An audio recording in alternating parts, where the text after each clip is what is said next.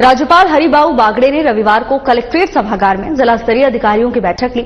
बैठक के दौरान राज्यपाल ने सखी वन स्टॉप सेंटर, प्रधानमंत्री मातृ वंदन योजना, प्रधानमंत्री आवास योजना, महात्मा गांधी नरेगा योजना, उद्यम प्रोत्साहन योजना, सामाजिक सुरक्षा पेंशन योजना और प्रधानमंत्री किसान सम्मान निधि योजना सहित अन्य योजनाओं की जानकारी ली।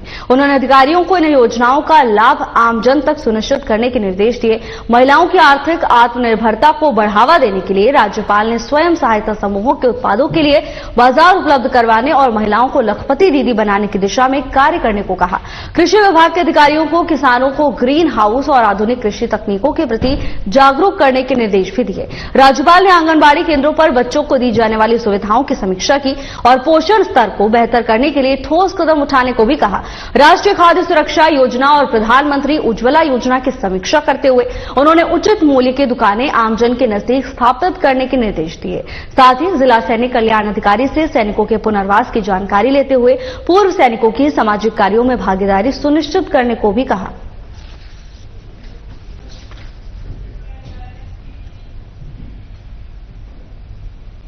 अंबुजा फाउंडेशन के तत्वाधान में चिड़ावा के भोमपुरा गांव में रविवार को लखपति सखी सम्मान समारोह का आयोजन किया गया। कार्यक्रम के मुख्य अतिथि राज्यपाल हरिबाऊ बागड़े रहे। उन्होंने कहा कि देश की अर्थव्यवस्था को सशक्त बनाने में महिलाओं की भागीदारी आवश्यक है। उन्होंने कहा कि महिलाओं के आर्थिक विकास से ही देश आर्थिक रूप से मजबूत बन सकता है। राज्यपाल बागड़े ने महिलाओं को प्रोत्साहित करते हुए कहा कि अब महिलाओं के विमान उड़ाने का समय आ गया है। यदि ये ठान लें तो कोई कार्य उनके लिए असंभव नहीं। उन्होंने महिलाओं से अपने बच्चों को शिक्षित करने, कौशल विकास करने और डेयरी व्यवसाय जैसे क्षेत्रों में आगे बढ़ने का आह्वान किया। बागड़े ने विश्वास जताया कि आज की लखपति दीदी आने वाले समय में करोड़पति दीदी बनेगी। कार्यक्रम के दौरान राज्यपाल ने लखपति दीदियों को प्रशस्ति पत्र और चेक वितरित किए।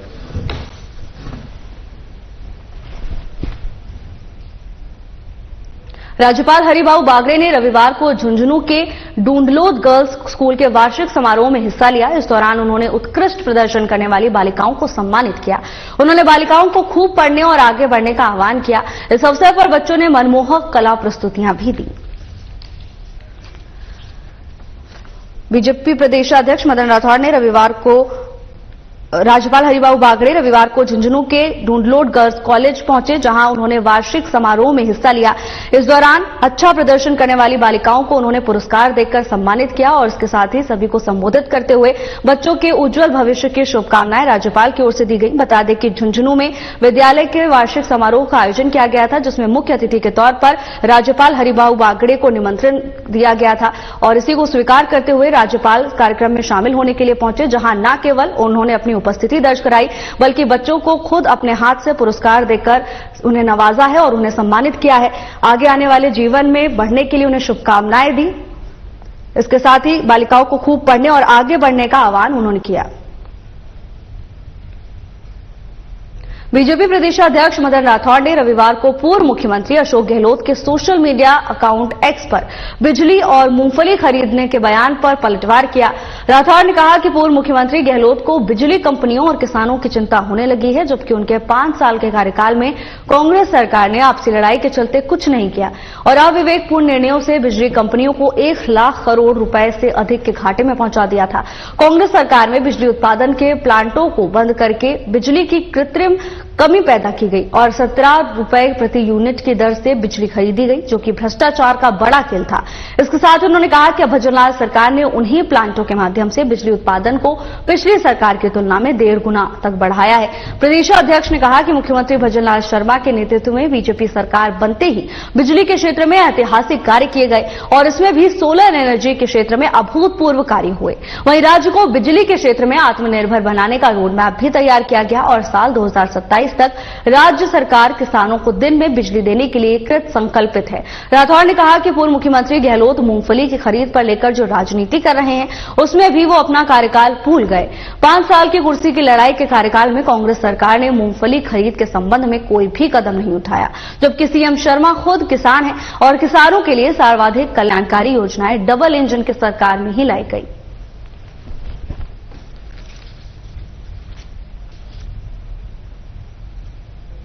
केंद्र श्रम और रोजगार मंत्री मनसुख मांडविया ने बीजेपी प्रदेश कार्यालय में प्रेस वार्ता के दौरान मोदी सरकार की योजनाओं और बजट को लेकर महत्वपूर्ण बातें साझा की हैं। उन्होंने कहा कि प्रधानमंत्री नरेंद्र मोदी ने 2014 से देश को कई विकास की सौगात दी और नई दिशा दी है और 2047 तक विकसित भारत का सपना भी देखा। बजट में सर्वस्पर्शी और समग्र विकास को ध्यान में रखते हुए रोजगार, सामाजिक सुरक्षा और इंफ्रास्ट्रक्चर में सुधार किए गए। मांडविया ने बताया कि 2014 से 24 तक 17 करोड़ नए रोजगार उत्पन्न हुए और बेरोजगारी दर घटकर 3.2% पर आ गई। उन्होंने ये भी कहा कि मोदी सरकार ने मध्यम वर्ग को राहत देने के लिए कोई नया टैक्स नहीं लगाया और इसके साथ ही इंफ्रास्ट्रक्चर पर भारी खर्च किया है। इसके अलावा एमएसएमई और कुटीर उद्योगों को बढ़ावा देने के लिए विशेष प्रावधान किए गए। बजट में स्वास्थ्य, कृषि और शिक्षा क्षेत्रों में भी वृद्धि हुई है।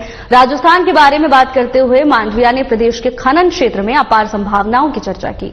उन्होंने कहा कि प्रदेश की डबल इंजन सरकार ने सभी वर्गों का ध्यान में रखते हुए एक समग्र बजट तैयार किया। यह प्रेस वार्ता बीजेपी प्रदेश अध्यक्ष मदन राठौड़ और अन्य नेताओं की उपस्थिति में हुई और इससे पहले मांडविया ने प्रबुद्धजन सम्मेलन को भी संबोधित किया।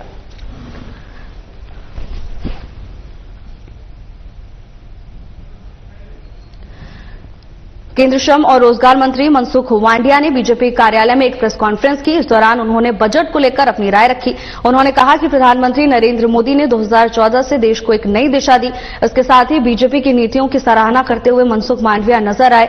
उन्होंने कहा कि 2047 तक विकसित भारत का सपना बीजेपी सरकार ने देखा है और इसी को देखते हुए बजट को सर्वस्पर्शी उन्होंने बताया। इसके साथ ही उन्होंने कहा कि बजट में हर वर्ग का ध्यान दिया गया है। रोजगार, सामाजिक सुरक्षा और इंफ्रास्ट्रक्चर में सुधार के लिए भी तरह तरह के प्रावधान बजट में किए गए हैं। इतना ही नहीं, मांडविया ने कहा कि 2014 से 2024 तक 17 करोड़ नए रोजगार उत्पन्न हुए हैं।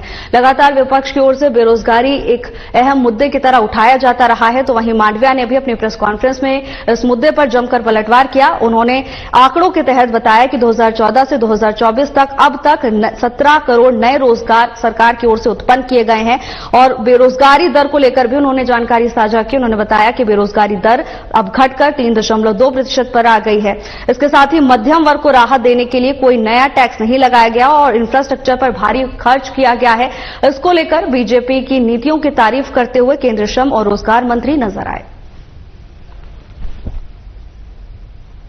कांग्रेस के नेता अभिषेक चौधरी ने बीजेपी के खिलाफ कड़ा रुख अपनाते हुए कहा कि इंदिरा गांधी पर की गई अमर्यादित टिप्पणी और कांग्रेस विधायकों के निलंबन के खिलाफ कांग्रेस सड़कों पर उतरेगी। झोटावाड़ा विधानसभा और एनएसयूआई के हजारों कार्यकर्ताओं के साथ अभिषेक चौधरी ने बीजेपी की तानाशाही और लोकतंत्र की हत्या की कड़ी निंदा की। अभिषेक चौधरी ने आरोप लगाया कि बीजेपी ने विरोध करने वाले विधायकों के खिलाफ कार्रवाई की, जबकि दोषियों के खिलाफ कोई कदम नहीं उठाया। इसके साथ ही उन्होंने कहा कि राजस्थान सरकार अपनी हठधर्मिता पर अड़ी हुई है, लेकिन कांग्रेस संघर्ष जारी रखेगी और बीजेपी सरकार के खिलाफ हर जिले और शहर में उग्र प्रदर्शन भी किया जाएगा। इसके साथ ही चौधरी ने कहा कि कांग्रेस इस अन्याय के खिलाफ झुकेगी नहीं और सड़कों पर उतरकर बीजेपी सरकार के तानाशाही रवैयों का विरोध करेगी।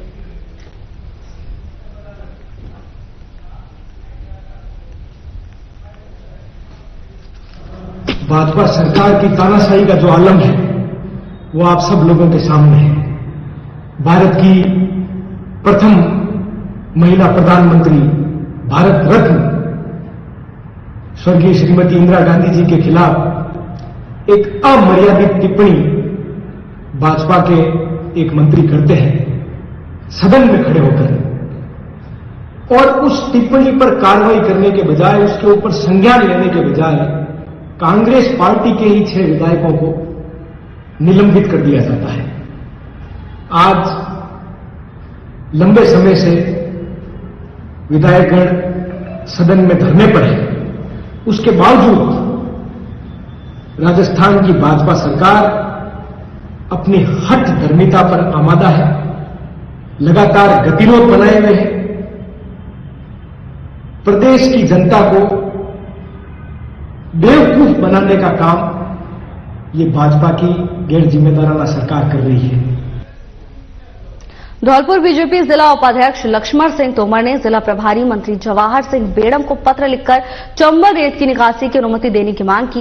भारतीय जनता पार्टी के जिला उपाध्यक्ष लक्ष्मण सिंह तोमर ने बताया कि रेत के उपलब्धता के कारण निर्माण कार्य ठप पड़े हैं और जनता महंगे दामों पर घटिया गुणवत्ता का रेत खरीदने को मजबूर है। उन्होंने कहा कि रेत न केवल रोजगार का साधन है बल्कि स्थानीय निर्माण कार्यों के लिए भी जरूरी है। वर्तमान में रेत की ऊंची कीमतों के कारण आमजन को भारी आर्थिक बोझ उठाना पड़ रहा है, जिससे बाजार पर भी नकारात्मक प्रभाव पड़ रहा है। पत्र में यह भी उल्लेख किया गया कि रेत परिवहन को लेकर पुलिस और रेत माफियाओं के बीच टकराव बना रहता है, जिससे कई बार जन सुरक्षा को भी खतरा उत्पन्न हो जाता है। उन्होंने प्रशासन से जल्द चंबल रेत की निकासी की अनुमति देकर जनता को राहत देने की अपील की है। धौलपुर बीजेपी जिला उपाध्यक्ष लक्ष्मण सिंह तोमर की ओर से जिला प्रभारी मंत्री जवाहर सिंह बेड़म को एक पत्र लिखकर एक विशेष मांग की गई। उन्होंने चंबल रेत की निकासी को लेकर अनुमति देने की मांग की है। बता दें कि बीजेपी के जिला उपाध्यक्ष लक्ष्मण सिंह तोमर की ओर से बताया गया कि रेत की उपलब्धता न होने के चलते सभी तरह के निर्माण कार्य ठप पड़े हैं, जिससे विकास कार्यों में देरी हो रही है।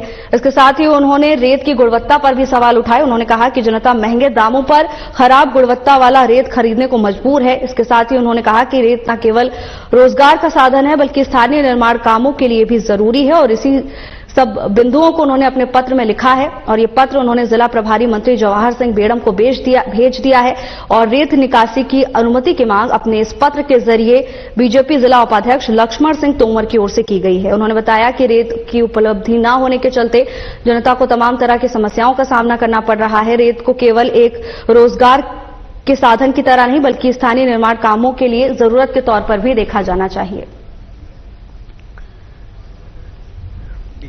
मैं लक्ष्मण सिंह तोमर, जिला उपाध्यक्ष भारतीय जनता पार्टी धौलपुर।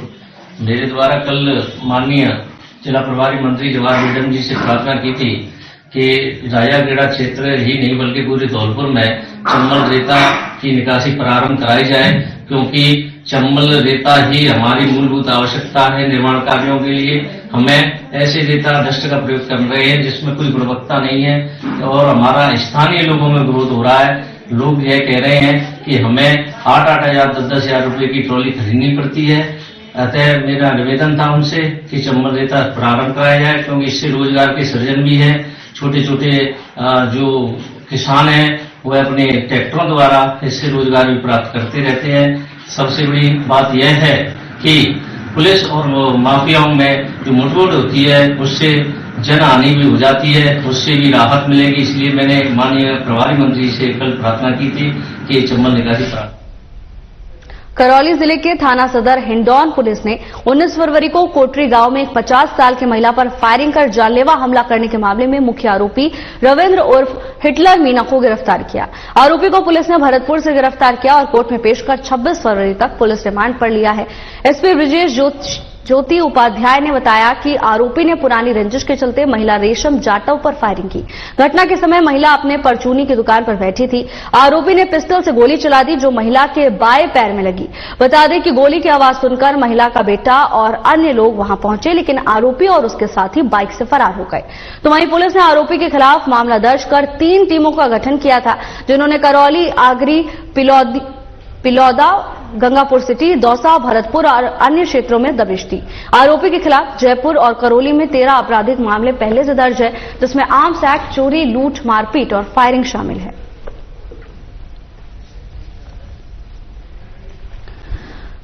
करौली जिले के थाना सदर हिंडौन की ये पूरी खबर है, जहां पुलिस ने 19 फरवरी को कोटरी गांव के एक 50 साल की महिला पर फायरिंग कर जानलेवा हमले करने के मामले में मुख्य आरोपी पर शिकंजा कस लिया है। बता दें कि आरोपी भरतपुर से पकड़ा गया है और 26 फरवरी तक कोर्ट में उसे पुलिस रिमांड पर भेजा है।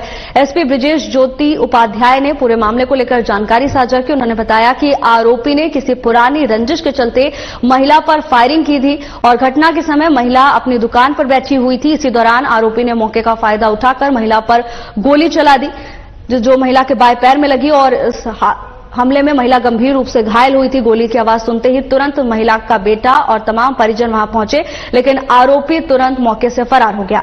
तो वहीं पुलिस ने कार्रवाई करते हुए आरोपी को गिरफ्तार कर लिया है। इसके साथ ही आगे की वैधानिक कार्रवाई पुलिस की ओर से जारी है। सुसंगत धाराओं में पुलिस की ओर से मामला दर्ज कर लिया गया है। कोटा शहर के थाना किशोरपुरा पुलिस ने मुखबिर और तकनीकी सूचना के आधार पर सूने मकान में चोरी करने वाले शातिर नकबजन कन्हैया उर्फ किशन को गिरफ्तार किया। आरोपी कन्हैया ने एक मकान का ताला तोड़कर सोने चांदी के गहने और 35,000 रुपए नकद चुराए थे। आरोपी के पास से चुराए गए सामान बरामद कर लिए गए हैं। एसपी डॉक्टर अमृता दुहन ने बताया कि 10 फरवरी को अमित गुप्ता ने रिपोर्ट दर्ज कराई थी कि श्योपुर जाने के दौरान उनका सूना मकान चोरी का शिकार हो गया। पुलिस ने मामला दर्ज कर आरोपी की तलाश शुरू कर दी है। टीम ने अतिरिक्त पुलिस अधीक्षक दिलीप सैनी, सीओ योगेश शर्मा और एसएचओ भूरी सिंह के नेतृत्व में मुखबिर और तकनीकी संसाधनों से आरोपी कन्हैया उर्फ किशन को गिरफ्तार किया। आरोपी के खिलाफ कोटा और जोधपुर में चोरी, नकबजनी, लूट और अवैध हथियार रखने के 10 आपराधिक मामले भी दर्ज हैं। आरोपी शातिर नकबजन है और अपने शौक पूरे करने के लिए सूने मकानों में चोरी किया करता था। पुलिस ने आरोपी से पूछताछ जारी रखी है।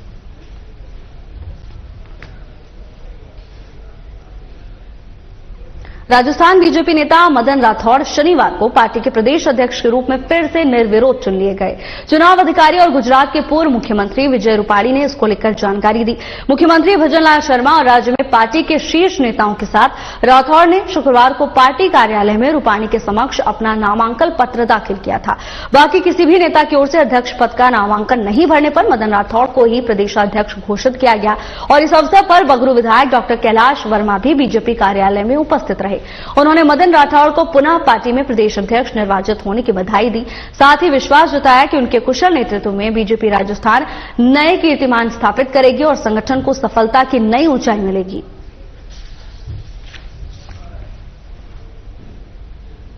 जयपुर जिले के प्रभारी मंत्री जोगाराम पटेल ने शनिवार को जिला कलेक्ट्रेट में सांसद मंजू शर्मा के साथ प्रेस वार्ता को संबोधित किया।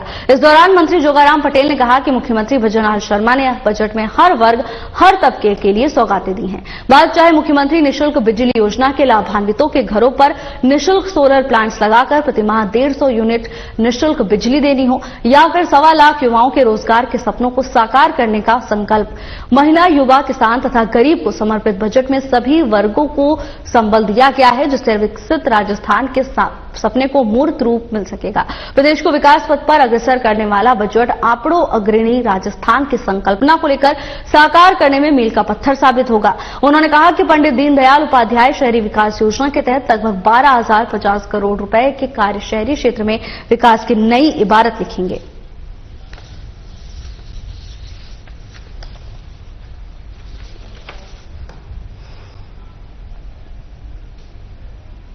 पूर्व प्रधानमंत्री इंदिरा गांधी के खिलाफ विधानसभा में कथित अमर्यादित टिप्पणी के विरोध में कांग्रेस ने कोर्ट गेट पर मुख्यमंत्री भजनलाल का पुतला फूंका। शहर जिला अध्यक्ष यशपाल गहलोत के नेतृत्व में पूर्व मंत्री डॉक्टर बीडी कल्ला, वीरेंद्र बेनीवाल समेत अनेक कार्यकर्ता शामिल हुए। शहर जिला अध्यक्ष यशपाल गहलोत ने कहा कि भारतीय जनता पार्टी की ओर से विधानसभा में पूर्व प्रधानमंत्री इंदिरा गांधी के खिलाफ जो अशोभनीय टिप्पणी की गई वो नितांत गलत है। भारतीय जनता पार्टी की अभी आदत बन गई है कि कांग्रेस के पूर्व नेताओं के खिलाफ अमर्यादित भाषा बोलना और की अशोभनीय टिप्पणी के खिलाफ कांग्रेस चुप नहीं बैठेगी। पूरे राजस्थान में और संभवतः पूरे देश भर में आंदोलन चलाया जाएगा।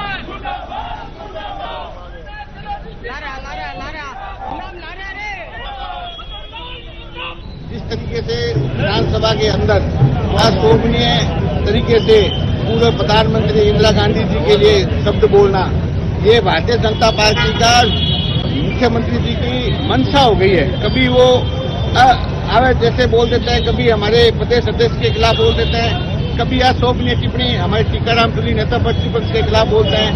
वो लगातार इस बात के लिए बार बार किसी न किसी बात को लेकर अशोभनीय भाषा का प्रयोग करते हैं, जिससे राजस्थान की जनता की आवाज वहां विधानसभा में उठ नहीं पाए। हमारे जो विधायक हैं वो लगातार राजस्थान की जनता की आवाज विधानसभा में उठाते हैं, लेकिन भारतीय जनता पार्टी 1% भी नहीं चाह रही। बजट घोषणा हुई है, उन पर चर्चा करनी चाहिए, लेकिन इनका मंशा सामने आ चुकी है। वो किसी न किसी तरीके से शब्दों का उपयोग करना विधानसभा के अंदर वो अशोभनीय है। हम सब इसकी निंदा करते हैं और मांग करते हैं कि तुरंत प्रभाव से जो विधायक बर्खास्त की गई है उन्हें बहाल किया जाए, अन्यथा आंदोलन को तेज किया जाएगा और भारतीय जनता पार्टी के खिलाफ, माननीय मुख्यमंत्री जी के खिलाफ सड़कों पर आंदोलन किया जाएगा। राजस्थान की विधानसभा में देश के लिए शहीद होने वाली इंदिरा जी के बारे में जिस संदर्भ में जो बातें कही गई उसको उनको वापस लेना चाहिए। इंदिरा जी के बारे में और उनके परिवार के बारे में ये कहा गया था कि अपनी कुर्बानी के लिए मशहूर है नेहरू खानदान, समय महफिल देख लेंगे घर का घर परवाना है। इस परिवार के इंदिरा जी ने, उसके बाद राजीव गांधी जी ने अपनी कुर्बानी देश के लिए दी। उनका पूरे देश को सम्मान करना चाहिए, उनके ऊपर कोई व्यंग्यात्मक टिप्पणी नहीं करनी चाहिए। और कुल मिलाकर के वो राष्ट्र के प्रतीक है। आज पूरे विश्व में इंदिरा जी के नाम से, मैं रूस में 84 में गया था, हमारे साथ जो लोग थे उसमें खासतौर से वो कहते थे इंदिरा गांधी के देश से आए, रशियन भाई उनको कहते थे इंदिरा जी के देश के लोग हैं, उनकी पहचान है विदेशों में ऐसे लोगों के प्रति। और उसके बाद लोकतांत्रिक तरीके से जो आवाज उठाने वाले हमारे विधायक थे उनको सत्र पर निलंबित कर देना, ये मतलब लोकतंत्र। पूर्व प्रधानमंत्री इंदिरा गांधी पर मंत्री अविनाश गहलोत की कथित टिप्पणी और उसके विरोध के बाद कांग्रेस प्रदेशाध्यक्ष गोविंद सिंह डोटासरा समेत 6 विधायकों को निलंबित करने के बाद प्रदेश भर में सरकार के खिलाफ प्रदर्शन हो रहा है। कांग्रेस महासचिव सचिन पायलट के गृह निर्वाचन क्षेत्र टोंक जिला मुख्यालय पर भी इसको लेकर विरोध प्रदर्शन देखने को मिला। कांग्रेस पदाधिकारी और कार्यकर्ता जिला मुख्यालय स्थित घंटा घर पर एकत्रित हुए और राजस्थान की भजन लाल सरकार और उनके मंत्री की ओर से इंदिरा गांधी का अपमान करने और संवैधानिक मूल्यों को ताक में कर कांग्रेस विधायकों को निलंबित करने का विरोध जताने के साथ ही नारेबाजी करते हुए माफी की मांग की। कल जो विधानसभा में हुआ वो एक ऐतिहासिक घटना थी। पूर्व प्रधानमंत्री हमारी देश की नेता इंदिरा गांधी जी जो भारत रत्न से सम्मानित थी, उस नेता के लिए जिसका लोहा पूरा देश, दुनिया और विपक्ष भी माना है, अटल बिहारी वाजपेयी ने भी जिसको दुर्गा का अवतार कहा, ऐसे हमारी नेता के खिलाफ कल जब सदन के अंतर्गत अविनाश गहलोत अपना वक्तव्य दे रहे थे तो उसमें कहा गया कि 2023-24 की योजनाएं जो थी बजट में वो आपकी दादी इंदिरा गांधी के नाम से जो आपने बनाई उसको लेकर के गतिरोध हुआ और चलता है वो जनता से जुड़े हुए मुद्दों के लिए चलता है। एक अच्छी चर्चा जनहित के मुद्दों को लेकर के वहां की जानी चाहिए। जनता इसीलिए चुन करके वहां भेजती है, इसीलिए सरकार में विश्वास करती है कि विधानसभा के अंतर्गत जनता से जुड़े हुए मुद्दों के ऊपर चर्चा होगी, जनहित की चर्चा होगी। उसके बजाय इन्होंने क्यों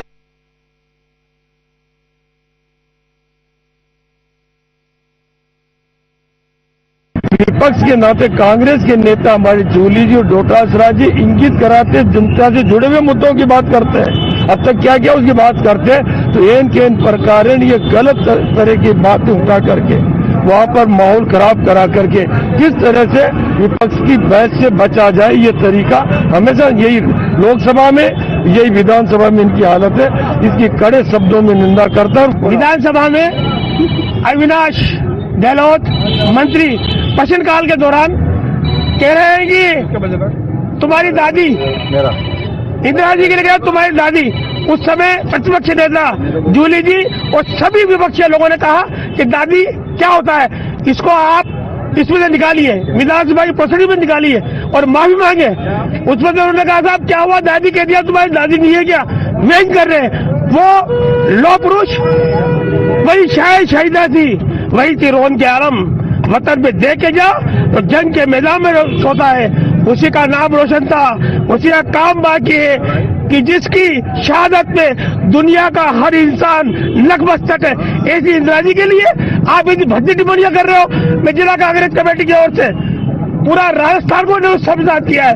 जब हम इनसे प्रतिपक्ष होने का जाते हैं, जब भी कोई बात कहते हैं तो उसका जवाब नहीं देंगे। और बीजेपी ने इनके गृह मंत्री हो, मुख्यमंत्री हो, प्रधानमंत्री हो, सारे के सारे जो भाषाई इन्होंने स्तर गिराया है उसके मैं कड़े शब्दों में निंदा करता हूं। और साथ ही वो इसकी फिलहाल के लिए बस इतना ही। जल्द हाजिर होंगे नई अपडेट्स के साथ। नमस्कार।